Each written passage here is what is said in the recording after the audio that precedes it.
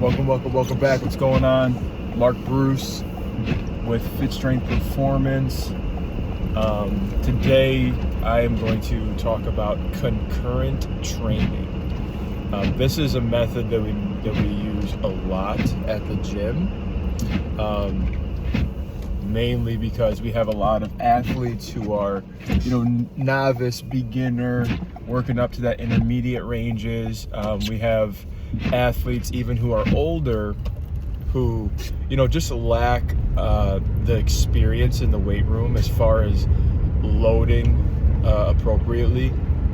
We see some athletes who have a training age of 1 to 3 years. They've been lifting since 9th grade, or they've been lifting junior and senior year, but they actually never have really loaded the bar consistently.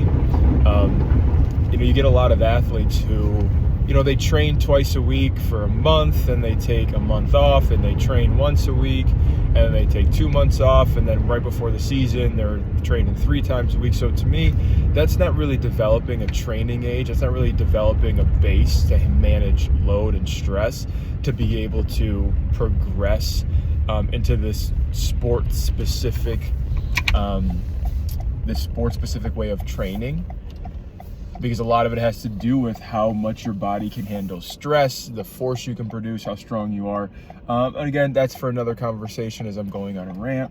So what is concurrent training? So when we think of concurrent training, I like to utilize it a lot with youth athletes because it checks off a lot of boxes. If you look at this idea of block periodization, conjugate method of training, wave loading, undulating, what you do from an athletic standpoint mirrors almost what the strength training session looks like. Your heavy intense days and conjugate method or block periodization or undulating, conjugate or undulating, your heavy days, your max velocity days, the speed, plyos, change of direction, that might mirror the strength training. With concurrent training, there's 2 pieces to it that I focus on. So if we look at the performance side, so speed, change of direction, power, plyometrics, that is, we're gonna check off a lot of boxes as far as sprint technique, as far as lateral technique, from crossover steps to lateral shuffles to back pedal to sprint to different movements like that. And it doesn't really matter what that strength, what that resistance phase is that day, because for these young athletes, we want to expose them to a lot of different stressors. So this is where your program could look something like this. For typical novice athletes, we like that total body style of training from Joe Ken's tier system, which we tweak it because our novice athletes aren't doing, they're not doing cleans, they're not doing snatches. Some might get to a dumbbell snatch, some might get to some type of landmine jerk. At best, our kids are doing a trap bar deadlift. They're learning our hip hinges, single leg hip hinges, and we're just using their power from the plyometrics and sprint standpoint. So that's the big piece. So if we have an athlete that's training twice a week, we're going to use that total body concurrent style of training because we want to expose them to speed. We want to expose them to more force-driven movements. We want to expose them to resistance training, from a building up to more strength, more power. So if we have a 7th grader, they are going to hit anywhere from 6, 8, 10 reps for the next 3, 6, 9, 12 months, maybe even the next 3 years if they're 7th, 8th, 9th.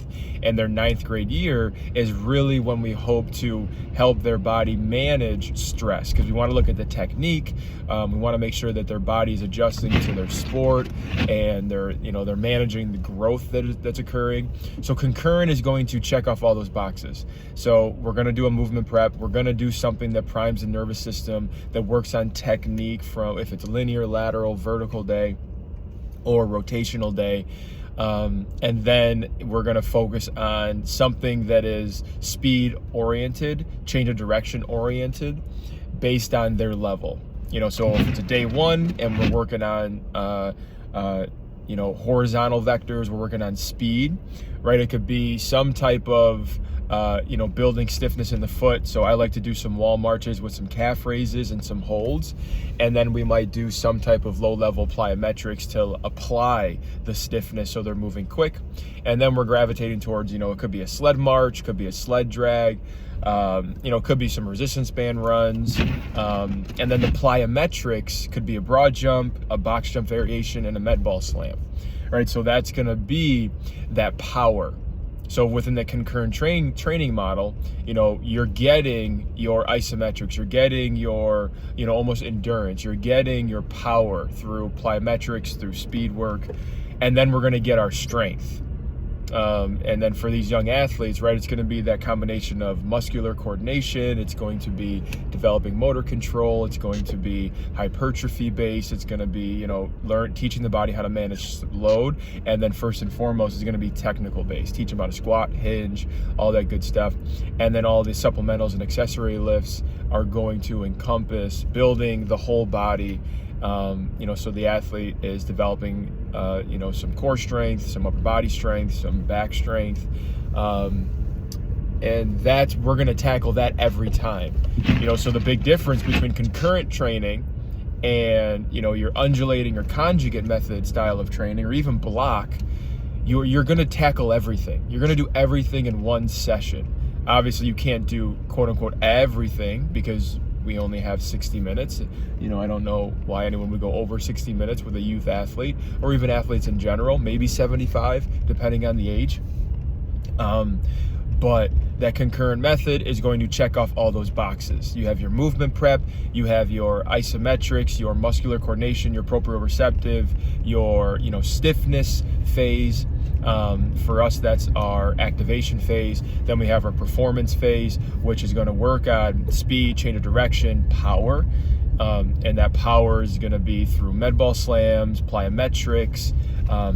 Early on, it's more of the stabilization. Can you balance on one leg? Can you load off one leg, jump on one leg, etc.? And then building up the base for different plyometrics. And then we go into our resistance training phase. So that's going to be that concurrent model. And for the tier system, we usually will go, anywhere from, we'll do 6 to 7 exercises in that program. So for an example day, if I'm looking at my day one, which is usually a deadlift day, we'll do our plyometrics, our speed, our change of direction. That'll be before our movement prep.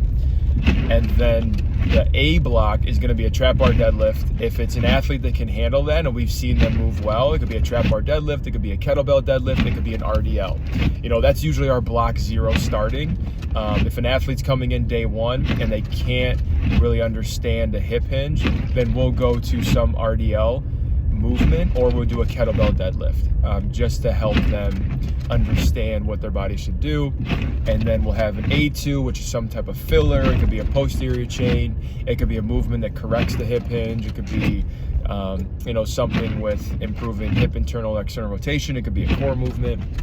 And then your B block is going to be some type of quad dominant, so it could be a split squat with a row. Our C block is going to be a shoulder movement with a posterior chain, whether it's a bridge march, whether it's a walkout, whether it's some type of glute variation. And then if we have time, we'll either do a C block with 3 exercises, or we'll do a D block, which could be our resilient phase, where it's going to be a burnout for the posterior shoulders. If it's someone who's crazy anteriorly tilted, it might be an ab-focused movement. So as you see, we check off all these boxes. It's not just a strength day where we do we're doing 5 sets of 5 on one lift, and then we only have 4 other lifts for everything else to accommodate that. And then the plyos is more force driven. So we're gonna try to do everything in that one session. So that's that concurrent training method.